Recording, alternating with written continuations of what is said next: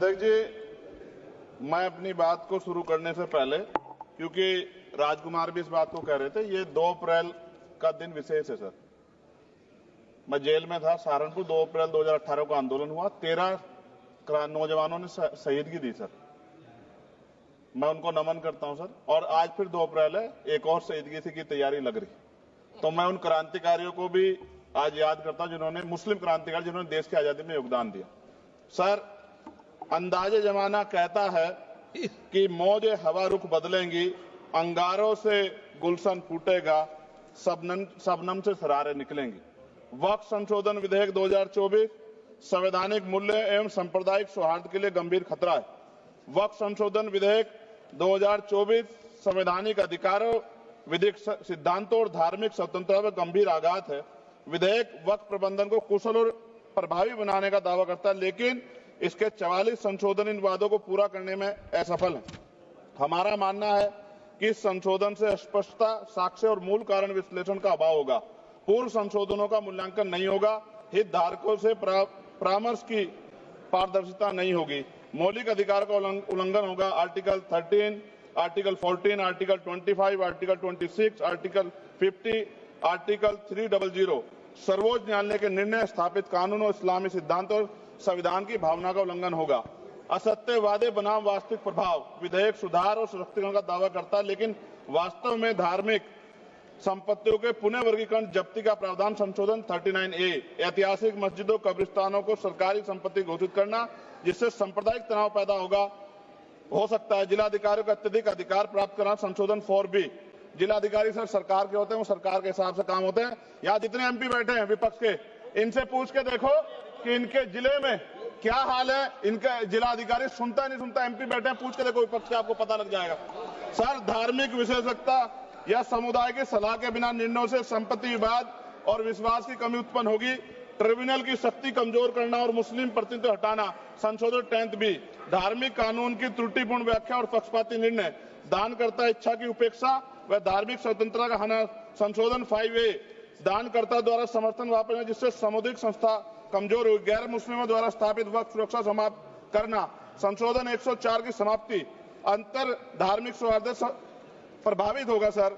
सदियों पुरानी धार्मिक संपत्तियों पर सीमा अधिनियम लागू करना, संशोधन 27B। कब्जा की गई संपत्तियों की स्थायी हानि, धार्मिक विषयों को दरकिनार कर वक्फ निर्धारण करना, संशोधन 6C। धार्मिक ज्ञान के अभाव में संपत्तियों गलत वर्गीकरण, पंजीकृत वक्फ घोषणाओं को अपराध घोषित करना, संशोधन 312। भय के माहौल में धार्मिक दान में गिरावट, मनमाने सर्वेक्षण को और वर्गीकरण की अनुमति देना, संशोधन 8A। धन्यवाद वकील साहब। सर, अभी पूरा दो जाने दो। सारी धाराएं पढ़ दोगे आप तो? सर, 2 मिनट में खत्म करूंगा और ये इंपॉर्टेंट है सर, मौका दीजिए सर। बिना जवाबदेही के बड़े पैमाने पर वक्फ संपत्तियों का पुनः वर्गीकरण, प्रशासनिक भ्रम और प्रभावशीलता को नुकसान पहुंचाना, संशोधन 12D। कानूनी विवाद और कुप्रबंधन को वक्फ बोर्डों की विश्वसनीयता का नुकसान, अस्पष्ट आधारों पर राज्य द्वारा वक्फ बोर्ड को भंग करने का अधिकार, संशोधन 3C। राज्य के व्यापक विरोध प्रदर्शन, धार्मिक लक्ष्य का लक्ष्य, सार्वजनिक हित के नाम पर वक्फ प्रशासन पर पूर्ण नियंत्रण, संशोधन 37C2। व्यापक स्तर पर अशांति विरोध प्रदर्शन, कानून व्यवस्था की गंभीर स्थिति।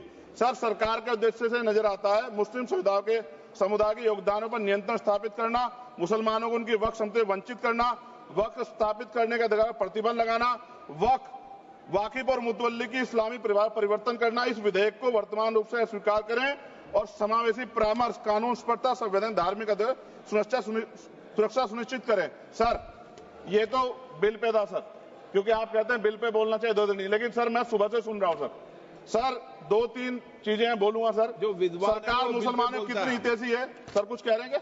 जो विद्वान होता है वो बिल पे बोलता है। सर, बस खत्म कर रहा हूं। सरकार कितनी हितैषी है सर? केंद्रीय मंत्रिमंडल में एक भी मुस्लिम मंत्री नहीं है। सच तो यह है कि अभी ईद पे नमाज पढ़ने के लिए भी नए नियम बनाए गए, और जो नमाज पढ़ रहे थे उनके पीछे पुलिस कर्मचारी लाठी लेकर खड़ा था, मैंने खुद देखा सर। अगर सरकार इतनी देर सच्चर कमेटी की रिपोर्ट पर चर्चा कराएगी, बिल्किस बानो के आरोपियों का जेल से बाहर आने के बाद स्वागत किया गया सर। मुसलमानों की जमीन की बात है, SC/ST की जो जमीन है वो छीनी जा रही है सर। कानून से ऊपर उठकर मुसलमानों घरों पर बुलडोजर चलाए गए, सबने देखा। सुरक्षा की बात करते हैं, लिंचिंग की गई, मुसलमान मारे गए सर। कावड़ यात्रा में गरीबों के ठेलों पे सुप्रीम कोर्ट ने ऑर्डर किया कि नाम मत लिखवाओ, देश को मत तोड़ो। अंत में सर बात निकली है तो दूर तक जाएगी। पार्टी सरकार के नेता यात्रा निकाल के कहते हैं मुसलमानों को भगाओ।